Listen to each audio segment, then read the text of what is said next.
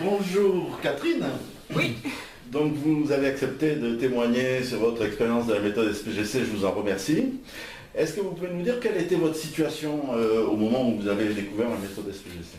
Oui, mais tout à fait. En fait, j'ai découvert la méthode SPGC début mars 2016 et j'avais quitté donc mon emploi précédent début octobre 2015. Ça faisait donc 6 mois que j'étais sans activité et j'étais vraiment en recherche d'emploi depuis début 2016. Voilà. D'accord. Et donc vous aviez des difficultés ou... Oui, j'avais des difficultés parce que je souhaitais chercher un travail dans un autre secteur d'activité que mon secteur d'activité précédent. Qui était la grande distribution. Qui était la grande distribution, et du coup systématiquement en fait les recruteurs que j'avais au téléphone m'expliquaient qu'ils privilégient des personnes ayant déjà exercé dans leur secteur d'activité. Donc j'étais bloquée systématiquement, je ne passais pas le cap pour arriver à l'entretien. Voilà. Très bien. Et donc, qu'est-ce que vous avez pensé donc, quand vous avez découvert cette approche début mars? Alors, quand on m'a expliqué la méthode SPGC et son principe, honnêtement, sur le coup, je me suis dit que c'était vraiment quelque chose de culotté, un peu barré aussi, un peu voilà. Et je me suis dit, mais après tout... pourquoi pas? Moi, vu que mon problème c'est de ne pas pas pouvoir rencontrer la personne, ça va me permettre de pouvoir rencontrer directement la personne. Mais c'est sûr que quand on m'a expliqué la méthode, j'ai trouvé ça quand même assez original et perturbant. Voilà. Donc, est-ce que vous pouvez me décrire rapidement votre parcours donc, de recherche d'emploi avec la méthode SPGC? Oui, donc du coup j'ai découvert la méthode de SPGC début mars. Ouais. C'est là où j'ai commencé la méthode, donc à dérouler une par une les différentes étapes. Donc première étape, les appels téléphoniques. Donc j'ai dû en effectuer une trentaine, je pense. À l'issue de ces entretiens téléphoniques, donc j'ai obtenu 7 entretiens de découverte avec des chefs d'entreprise qui ont débouché sur 2 missions en entreprise. Et ces 2 missions ont chacune conclu à une proposition de contrat par le chef d'entreprise. Carton plein. Carton plein. C'est bien. Ok. Et donc, comment ils ont réagi, ces chefs d'entreprise, à vos démarches, à votre proposition de mission d'expertise, etc. En fait, en fin de compte, l'étape, je pense, la plus dure, c'est d'obtenir le rendez-vous physique, un rendez-vous d'entretien. Parce qu'une fois qu'on est en entretien avec la personne, je pense qu'ils oublient totalement qu'ils ne nous connaissent pas, qu'ils ne savent pas exactement ce qu'on fait. Et là, on est vraiment parti sur leur entreprise et sur eux, leurs enjeux, leurs problématiques. Et du coup, on est intégré déjà directement, on a un lien déjà avec eux. Et après, du coup, le passage, une fois qu'on a l'entretien, une proposition de mission, ça se passe tout seul.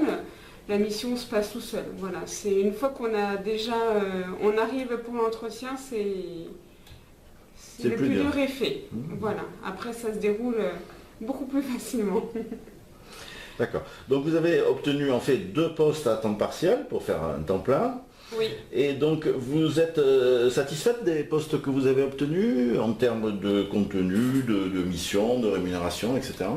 Oui, en fait, je suis très satisfaite du coup de ce que j'ai obtenu. Si vous voulez, moi j'ai construit du coup mon parcours au fur et à mesure de la méthode SPGC. C'est-à-dire quand j'ai commencé la méthode, je ne savais pas du tout sur quoi ça allait aboutir. J'y suis allée, voilà, j'ai suivi le guide. Et en fin de compte, suite à mes missions et ces propositions, j'ai réfléchi du coup à la perspective de travailler de cette manière-là sur du coup 2 entreprises. Et comme ça me plaisait, j'ai validé. Voilà, j'ai fait le choix de valider et ça me permet du coup d'être satisfaite, d'avoir à jongler sur plusieurs activités, d'avoir une rémunération du coup, qui me satisfait et de pouvoir être sur 2 projets parallèles. Donc, très bien. En 2 mots, sans donner de précisions sur les entreprises, c'est quoi votre mission dans chacune des 2 entreprises? Alors, une des entreprises, la mission, c'est le déploiement d'un projet suite à l'arrêt d'une activité dans un futur proche. Donc, du coup, c'est pas grave, je couperai au montage. Non, parce que déploiement d'un projet, vous disiez en fait, c'est un déploiement d'un projet de diversification de l'activité de l'entreprise. Puisque dans un futur proche, ils ont une activité qui s'arrête. Donc le but, c'est du coup de pouvoir pallier à cet arrêt. Quel genre de projet, si vous pouvez en dire un peu plus Oui, en fait, si vous voulez... Voilà, je peux le dire, ils perdent la distribution d'une licence qui leur rapporte beaucoup dans leur activité. Donc le but, c'est de pouvoir pallier à la perte de cette distribution en développant du coup leur activité auprès de clients plus importants. Voilà. Et la deuxième mission, c'est plutôt une mission de développement d'une entreprise qui est assez récente, puisqu'elle n'a que 3 ans d'activité. Et donc là, on est sur vraiment un poste très large avec du commercial, de la communication, voilà, plutôt global. Quelles ont été les principales difficultés de la démarche? Alors, la principale difficulté déjà, c'est d'y croire.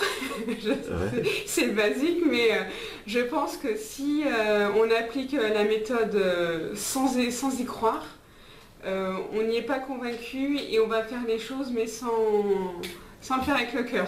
Ouais. Donc c'est déjà d'y croire, d'avancer aussi au fur et à mesure de la méthode du coup sans voir de perspective derrière, puisqu'il faut vraiment s'engager sans attendre quelque chose au retour.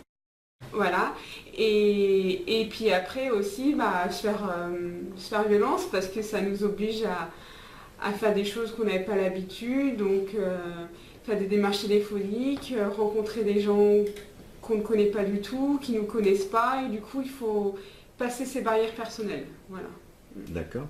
Et les avantages, alors les principaux avantages de l'approche pour vous? Alors moi, le gros avantage indéniable, et c'est ça vraiment qui m'a convaincue d'y croire et de le faire, c'est du coup se retrouver en direct avec le chef d'entreprise, en direct dans le monde de l'entreprise, et de ne pas être réduite à un CV, à une lettre de motivation. Voilà. Très bien.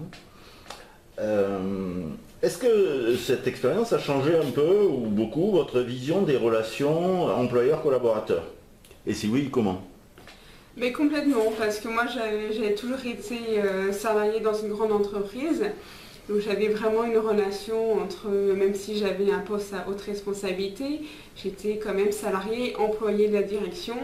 Et là, avec cette méthode et pendant la méthode et maintenant, du coup, pendant mes missions avec ces entreprises, je suis beaucoup plus sur un lien partenariat que en côte à côte, que la direction et vous en dessous. Voilà, on est plutôt côte à côte.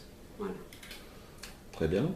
Si vous deviez rechercher à nouveau un emploi, est-ce que vous utiliseriez encore cette approche?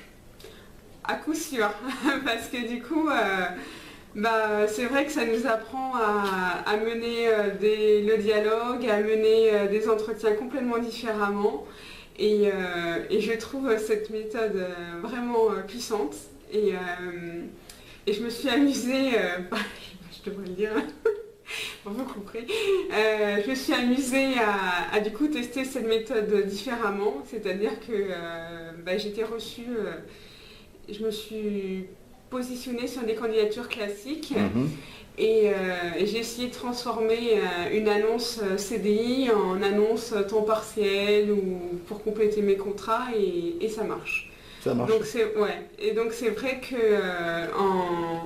on voit que dès qu'on se place différemment par rapport au chef d'entreprise, dès qu'on est en écoute active, ça change complètement la relation et ça a vraiment beaucoup de portée. Même dans un entretien classique de recrutement? Ouais.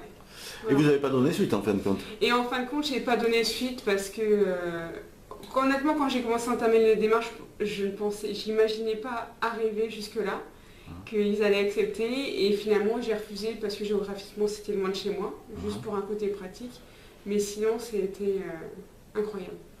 Ils ne doivent pas avoir l'habitude de candidats qui refusent des postes. Hein. D'habitude, c'est plutôt le contraire. Ok. Et quel conseil vous donneriez à un demandeur d'emploi dans une situation analogue à la vôtre, pour finir? Alors moi, le conseil que je donnerais, c'est d'y croire. Ça marche. La preuve en est, je suis là aujourd'hui pour en témoigner. C'est vrai que quand on est en recherche d'emploi, moi c'était la première fois que ça m'arrivait dans mon parcours, on se sent un petit peu démuni et désarmé.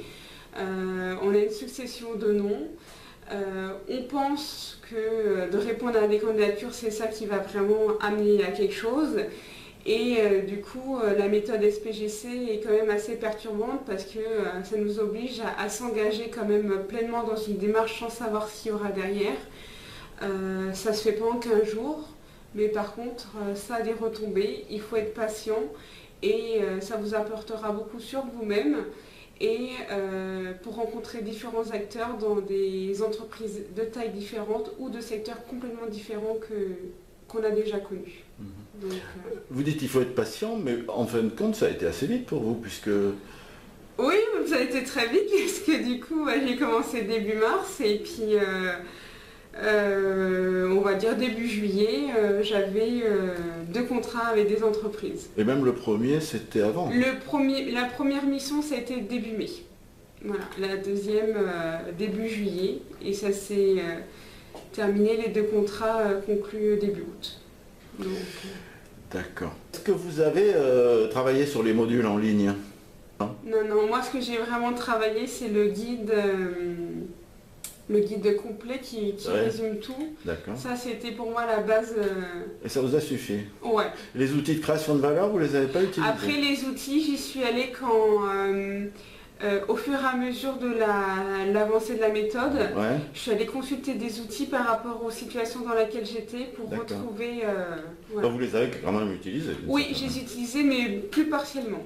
Par contre, la synthèse complète, ça a vraiment été pour moi important de lire tout du début à la fin avant de m'engager là-dedans, que je comprenne vraiment la démarche globale. Oui, puis vous aviez quand même les formateurs qui vous ont initié aux outils aussi. Oui. Très bien, je vous remercie.